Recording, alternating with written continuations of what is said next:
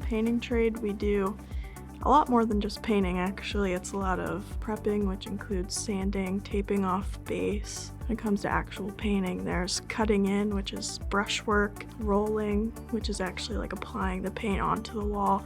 We also do staining of doors and other types of wood. A commercial painter is responsible for painting residential, commercial, industrial buildings, floors. We do epoxies, decorative finishes like marbleizing, gold leafing.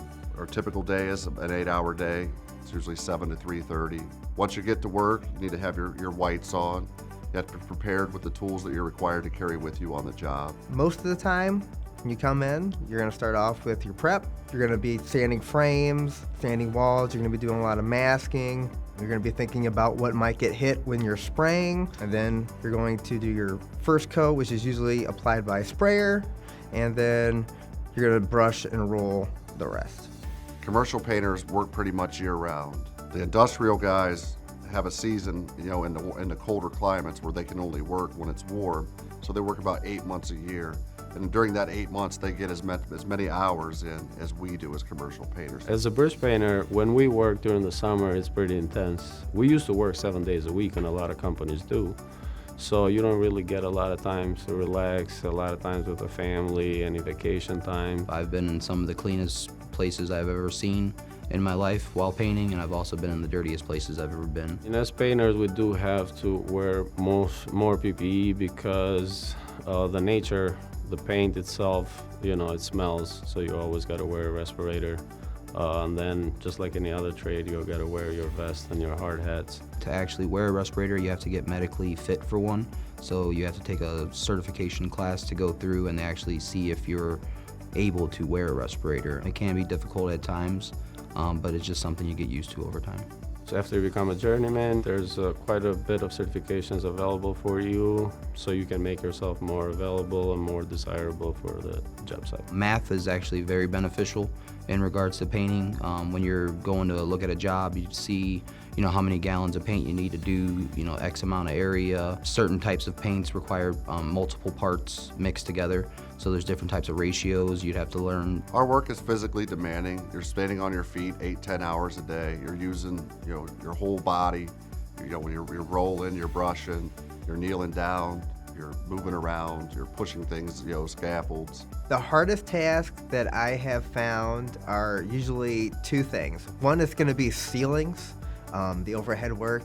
It hurts your neck. Block filling, because that's really intensive. And sometimes the masking, the prep, it can be a little tricky at times. There's a lot of shoulder workouts, a lot of stairs, a lot of walking, a lot of carrying, paint's heavy.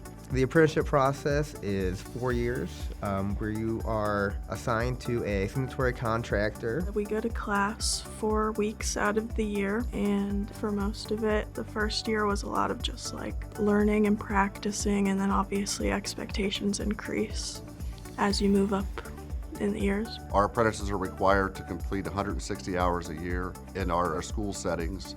The rest of the time, you have to have 1,500 hours in to progress to your next raise or to your next level in the apprenticeship. When you come to class, the same hours you go to work, it's an 8-hour day. It's 7 to 3:30, Monday through Friday. One of the things that you learn when you're in class actually is like your OSHA, your basic training, safety courses. Throughout the day, as a first-year apprentice, most of the time you'll be spent learning the trades from the other journeymen. And as you get through your apprenticeship, they teach you more. So the pay and the benefits for a commercial painter are very well.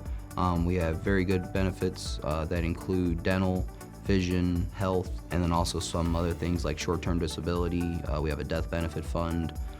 There's also paid maternity leave. Painting as a career has been a great choice. I don't have any debt.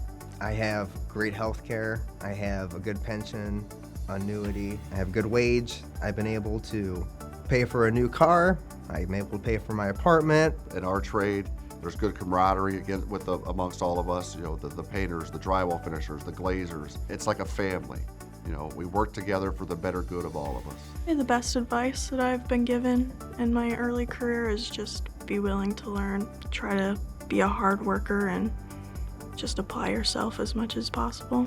To be successful as a painter in this trade, it would take having the right mindset, showing up to work every day with the right work ethic, and just knowing that you're there to give an honest day's work for an honest day's pay. We're going to have a huge need for qualified people. We need apprentices. We need a young group of people who are willing to work hard. The forecast in our industry seems to be really, really good.